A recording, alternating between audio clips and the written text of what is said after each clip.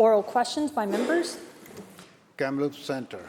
Thank you, Mr. Speaker. On the weekend, hundreds of Kamloops residents, women, men, and children, all rose up and made their voices heard about the critical shortage and crisis in OBGYN services in Kamloops, looming with the resignation of 7 OBGYNs, the whole complement in Kamloops, over the next few months. Can the ministers please explain to this House, and most importantly to those residents of Kamloops, what exactly the plan and the timeline is to solve this crisis? Minister of Health. Thank you so much, Honourable Speaker. Thank you to the member for the question and his continued advocacy for people in his riding and in the surrounding region. Mr. Speaker, we know that these OBGYNs have submitted their resignation letter and that Interior Health is working closely with them on a transition plan. And to be clear, anybody who is expecting a child, has an imminent birth coming, is facing an at-risk pregnancy should always present at the Kamloops Hospital, at the Royal Inland Hospital, to receive care there. Mr. Speaker, Interior Health continues to work with this group of physicians on a transition plan. They have 90 days to undertake that work, but they are at the table, they are listening, they are talking to each other. Mr. Speaker, at the same time, Interior Health continues to recruit and is talking with up to 12 physicians who may choose to move to the Kamloops region, because we know that women and their families need the security of the care, the services that they need, and we are determined to support Interior Health and these physicians as they work together to resolve these issues, and that we can provide that secure, long-term continuity of care for people in the region. Member supplemental. Thank you, Mr. Speaker. Well, it's not just myself that keeps saying this has been going on for years. It's not just the 7 OBGYNs from Kamloops that say this has been going on for years. It's actually now a letter that the minister has got in hand of 130 OBGYNs as a signatory to the letter, saying that they support the 7 OBGYNs in Kamloops because they've been prompted by untenable and unsafe working conditions and a lack of meaningful response from the health authority and government. We have also raised alarms about this looming maternity crisis, only to be similarly dismissed, say the 130 OBGYNs. Surgical wait times will grow, care for high-risk pregnancies will be disrupted, and existing providers, including those outside of Kamloops, will be stretched even further. When OBGYNs are undervalued, so too are women and their health across BC. So I'll ask the minister again, what is our plan for OBGYN services, not just in Kamloops, but the whole province?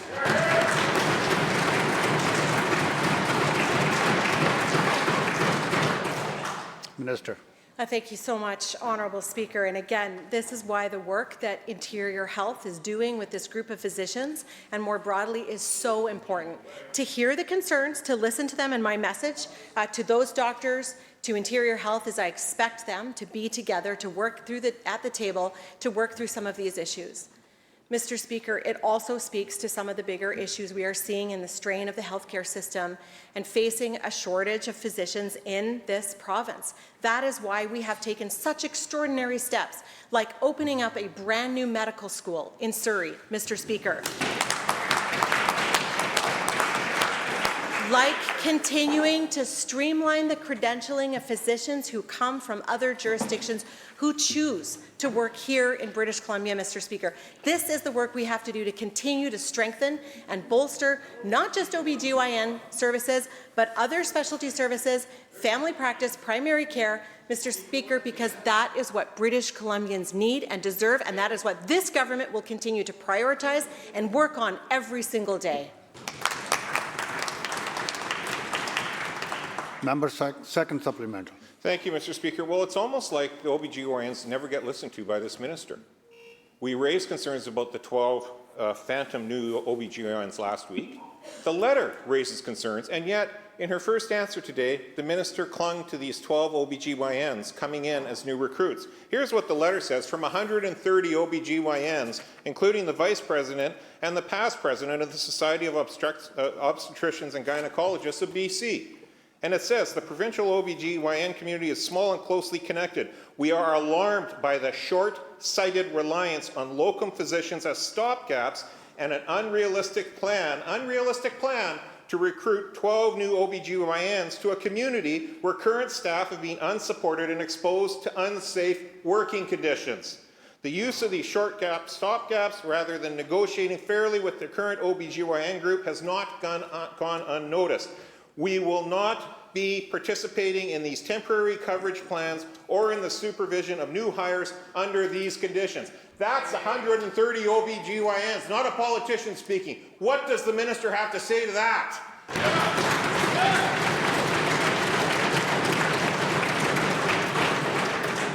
Minister. Thank you, Honourable Speaker. Those negotiations take place at a table, not here in this House, not during question period. That is why it is so important that Interior Health continues to sit down with these OBGYNs, with other OBGYNs. Members. Because it is. Member. Shh. Minister will continue. Mr. Speaker, first and foremost, the priority must always be the patients, the families, the people. It is my expectation of these physicians, it is my expectation of Interior Health that they will come together to talk through these issues, to undertake the negotiations that are underway right now, holding the patient at the center of the work they do.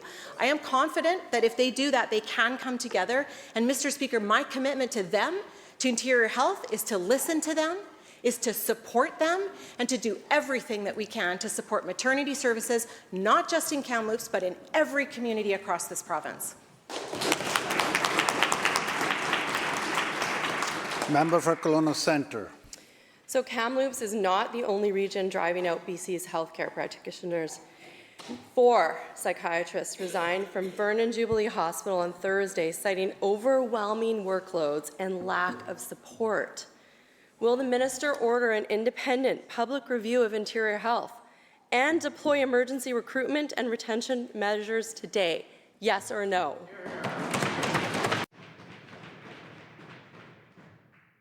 Minister. Thank you so much, Honourable Speaker. Thank you to the member for the question. First, I just want to say thank you to the psychiatrists in Vernon who have provided exceptional service for years. Now, we know that 4 of them are changing their work. 1 is stepping down completely. The other 3 are changing the type of work that they do for various professional and personal reasons.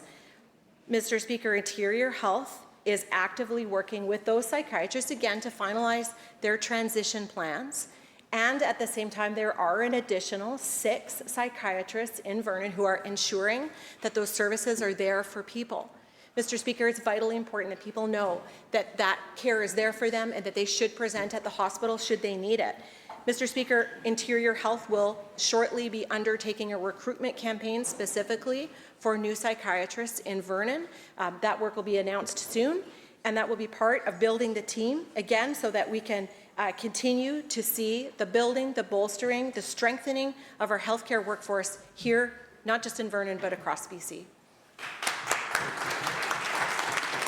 Member supplemental. We have a retention problem. They're citing workload and lack of support. First, the pediatric ward in Kelowna, next the OBGYNs in Kamloops, and now the psychiatrists in Vernon. Families are losing access to care. Frontline workers are burning out, and the Minister of Health is still pretending it's under control. Will this minister immediately launch an independent review of management and oversight within this health authority? Yes or no?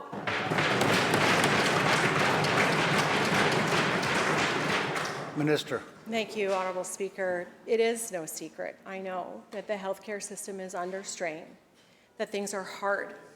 And Mr. Speaker, that's why we need to do everything we can to support every single physician, nurse practitioner, allied health professional out there who is working their heart out to support the people of this province.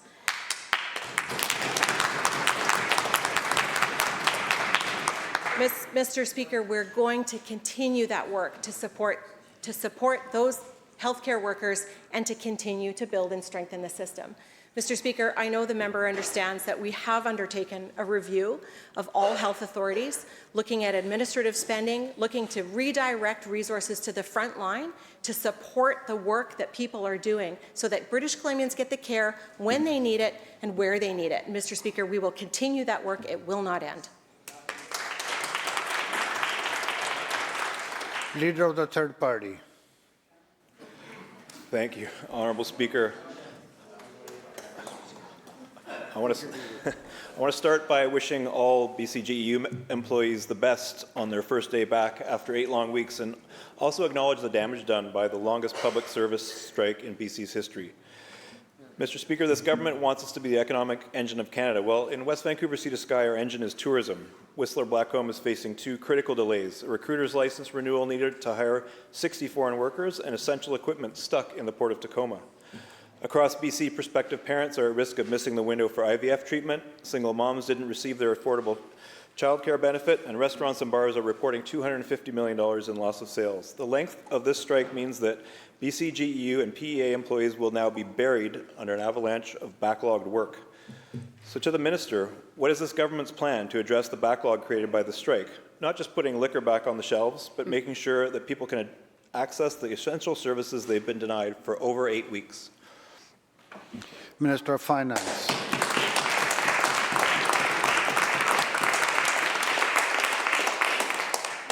Thank you, Honourable Speaker. We are, of course, pleased that we have a tentative agreement reached between the BCGEU and PSA, and also that things are looking positive with the PEA and folks are back to work. Our government respects the next stage of the process, which is the opportunity for ratification and the democratic process that this union must now go through. And I'll hold back any comments that I may have until after that process is complete. Thank you. Member supplemental. Thank you, Mr. Speaker. It's Integrity Week in the third-party caucus, and the damage this strike has done will be felt for months. And for what? Beyond the headlines and negotiations, this strike exposed something deeper: how fragile British Columbians are when the government forgets who it's here to serve. Mr. Speaker, with a leadership review imminent, I wonder about the governing party's political motivations in ending this strike. That mediation was required has cast doubts on this government's ability to lead. So I'll ask the government, was it the need to bring the labour movement back on side before the BC NDP's convention in November that finally broke the logjam on this strike?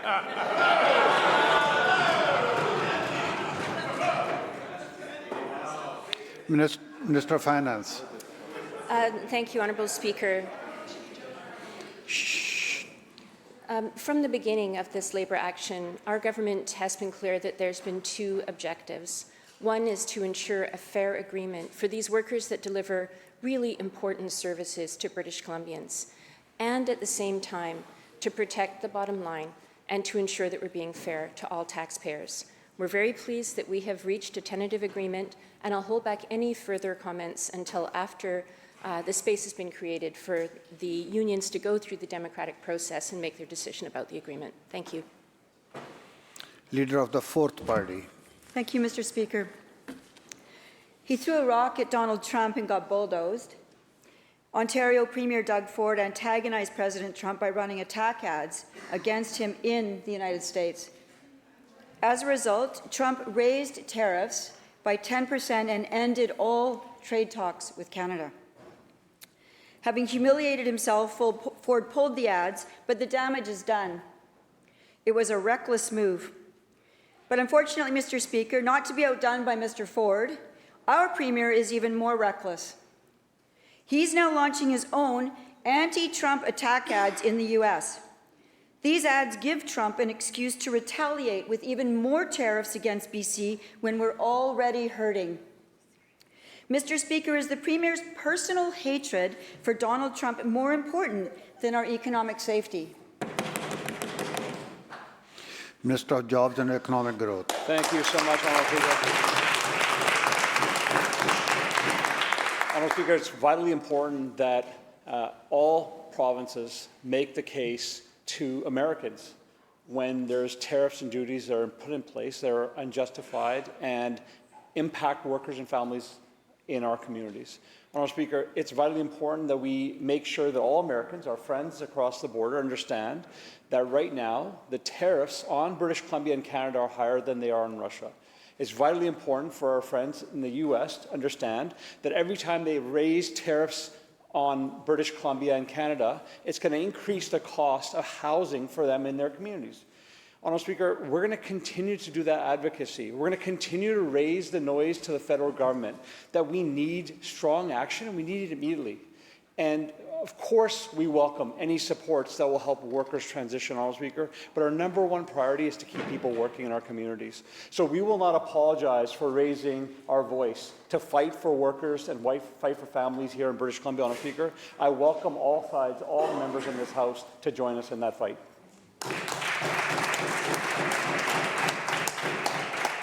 Member supplemental. Mr. Speaker, the Premier is not defending BC businesses through this move. BC exports rely on American markets. 75% of all trade from Canada is with the United States. His petty ads will impede efforts to repair our relations, thus hurting BC's economy.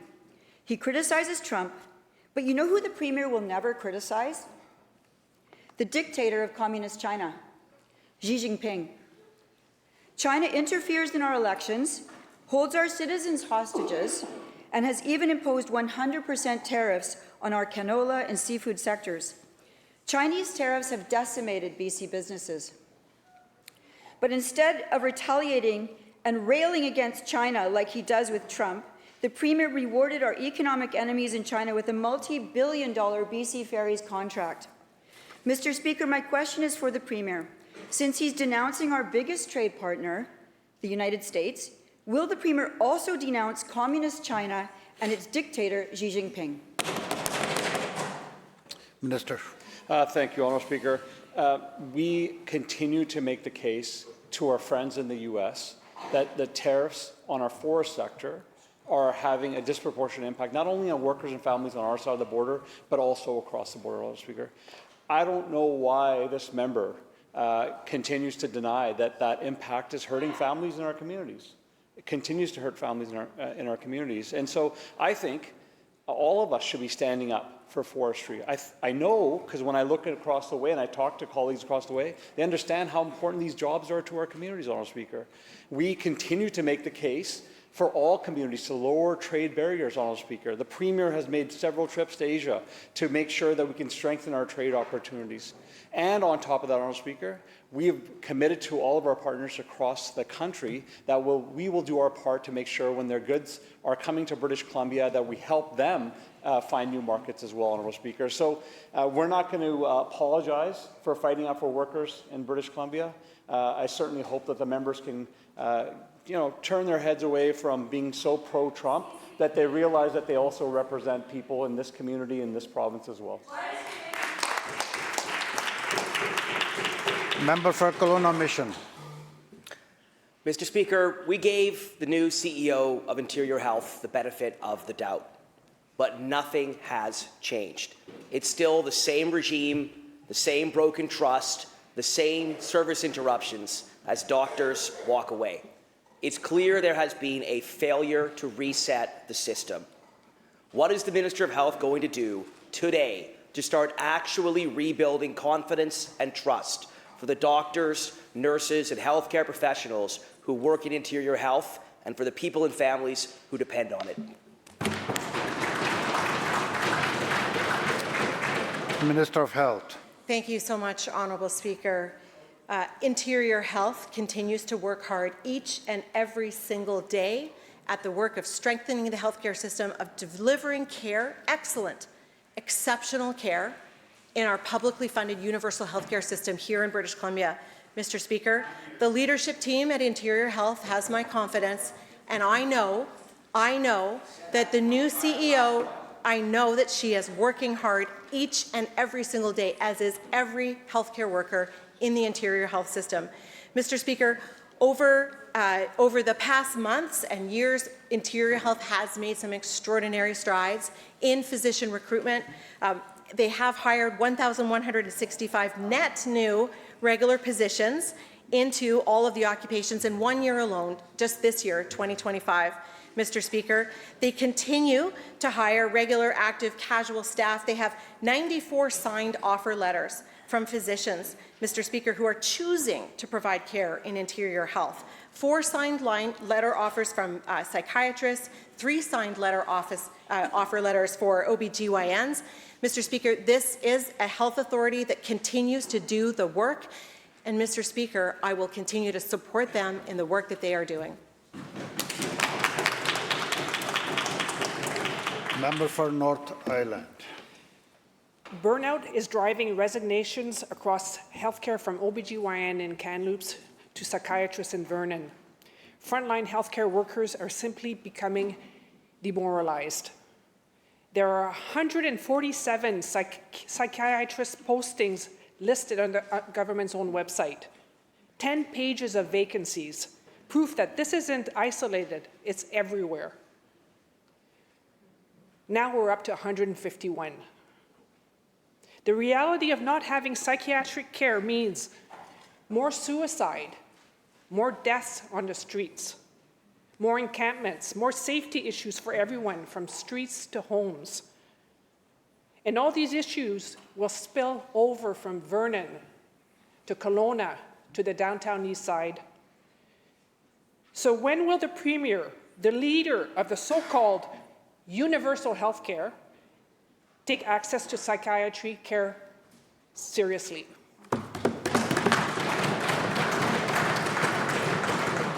Minister of Health. Thank you very much, Honourable Speaker. Psychiatrists are an incredibly important part of the healthcare system here, providing care unlike any other specialist that people need. Mr. Speaker, that is why we continue to take every step that we can to recruit more psychiatrists, other specialists, family practitioners into our healthcare system here in British Columbia. Mr. Speaker, from the U.S. recruitment campaign to streamlining credentialing, Mr. Speaker, from reducing the administrative burden that psychiatrists and all other physicians face, Mr. Speaker, this government is going to continue to take steps. Mr. Speaker, when it comes to the U.S. recruitment campaign, we are seeing enormous successes. We've had over 1,800 job applications. Mr. Speaker, this includes 163 applications from doctors, from nurses, from allied health professionals, and it includes psychiatrists too. Mr. Speaker, we're going to continue to do this work to build out the system, and we are making progress. We are hiring physicians and nurses at unprecedented rates. Mr. Speaker, we are seeing new family physicians, over 1,000 new family physicians. Mr. Speaker, we have tripled the number of nurse practitioners. This is the sign of the progress that we need to continue to make, and we will not let up.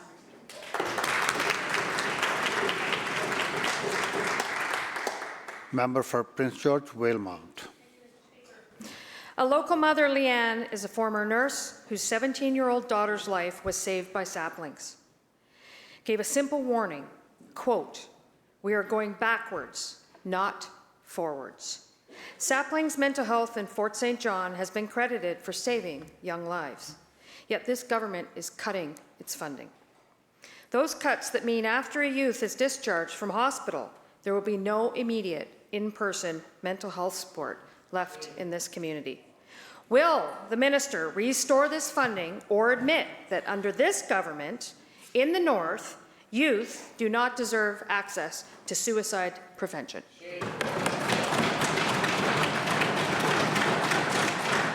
Minister of Health. Thank you so much, Mr. Speaker. The member brings up an incredibly serious topic, and that is the work of suicide prevention for all people, but particularly in this case, youth. Mr. Speaker, the loss of any young person is deeply tragic, and that is why this government has been so focused on the work that we will be undertaking to develop a young adult suicide prevention framework.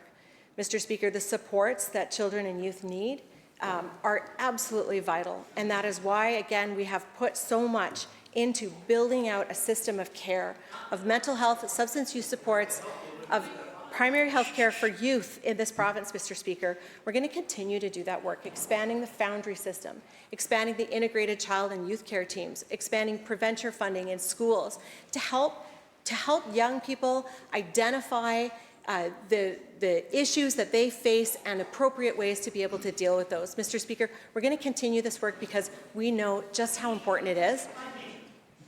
Thank you, Mr. Speaker. Member for Skeena. Thank you. It's really not good enough is the problem. People can't access mental health care anymore in this province, especially in the North. It's just, I don't understand why this government can't see that. One of my constituents, Cliff, suffered from a botched surgery that left him permanently injured. As a result, he lost his livelihood, his hope, and his dignity. And he has tried for years to get physical and mental health support from Northern Health in vain. He has tried everything he can think of. I have had other health professionals that have worked on him come into my office and tell me that his surgery was severely botched and he can't get any kind of compensation, he can't get any serious help. Nothing is being done for this man. Frustrated and defeated, he came into my office recently with a suicide note in his hand. And it was addressed to the Minister of Health in Northern Health. Nobody should feel like they have to resort to that. My staff shouldn't have to be doing that. They shouldn't have to be counseling people that are ready to commit suicide because they can't get access to basic health care in this province. The response that my office got from Northern Health, nothing we can do about it. Do people in BC now need to resort to dying by suicide to get this government to pay attention to them? Minister of Health. Thank you, Honourable Speaker. The subject of suicide is a highly sensitive and deeply personal thing and impacts families and communities across this province. And I think we need to be extremely careful about the way we speak and the way, of course, that we support people. Mr. Speaker, to the member, the situation she describes for her constituent sounds absolutely terrible, and I want to assure her that I would be very willing to work with her to determine what supports are available for this constituent and also ensure that he knows what avenues are available to him if he needs to talk to someone about the quality of care that he is receiving. There are processes for that, and it's important that the member knows as an MLA and important that people know. Mr. Speaker, this is why our government continues to invest in community counseling, bringing down the cost of mental and making it easier to access mental health supports. Mr. Speaker, that's why we continue to build out the mental health and substance use continuum of care. I know, Mr. Speaker, that the member has had the opportunity to visit some of these facilities and tour this, and I look forward in just a couple of weeks from now spending time with her in her riding up north so that we can discuss in more detail these very issues and be able to visit some of the facilities and programs that she raises. Mr. Speaker, it's incredibly important that we support people at that time, and that is why our government will continue to invest in mental health supports for people of all ages across this province. Thank you. Member for Skeena supplemental. Thank you. Northern Health has been aware of this case for almost 2 months. I brought this note to their attention and tried to get follow-up and tried to get some kind of resolution for this man. As the health minister, you should have been aware of it. Northern Health should have brought that to your attention. I was waiting to see if they would. It's like pulling teeth to get responses from them on stuff. So I just need to understand how on earth he is supposed to access care when he gets turned away every single time that he goes to the hospital. There is no mental health supports in my region. And I know the minister is coming up to visit. I can't wait to show her that there are no mental health supports. People can't access them.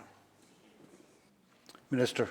Thank you very much, Mr. Speaker. It is the responsibility of health authorities to undertake these conversations and to ensure that any patient or person who contacts them is aware of the avenues that are available to them, like the Patient Care Quality Office, should a person want to make a complaint or ask a question about the care that they have received. Mr. Speaker, I am committed to working with the member to ensure that she knows about those avenues and that she can help direct this person and any person that approaches her office about that channel. Thank you.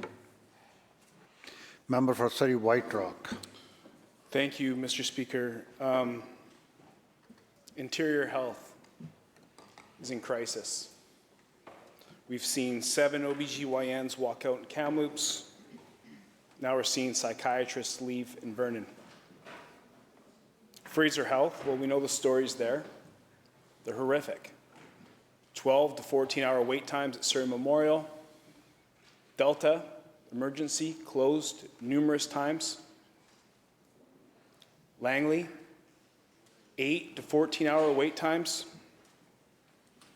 Now we hear the stories about Northern Health. And I fully agree with the minister when she talks about the seriousness of suicide. And I believe she's very genuine in that. The problem on this side of the House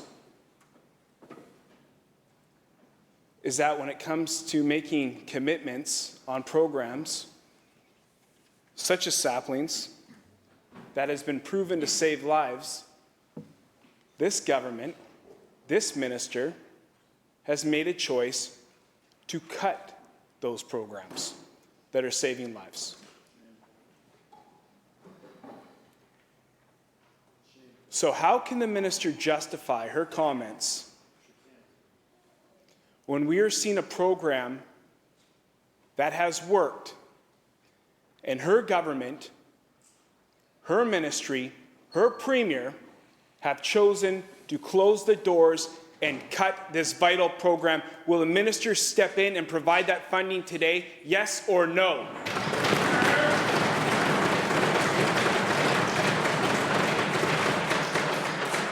Minister of Health. Thank you, Honourable Speaker. We will choose to invest in our public universal healthcare system every single day.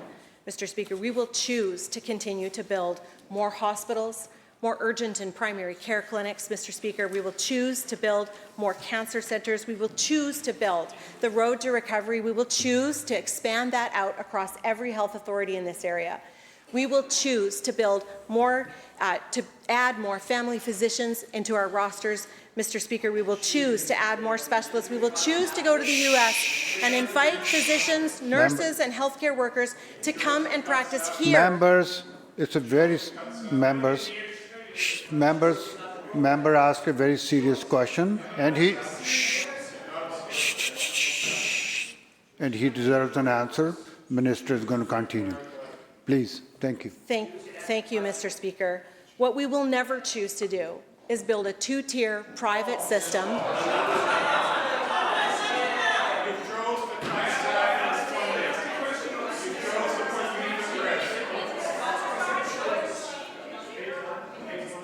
Members, let the minister finish. Thank you, Minister. And those are the choices that British Columbians have to make when they choose their representatives, Mr. Speaker. This government stands up for public universal health care. We will do that every single day. We will continue to build out mental health supports for children and adults. Thank you. Members, the bell ends the question period.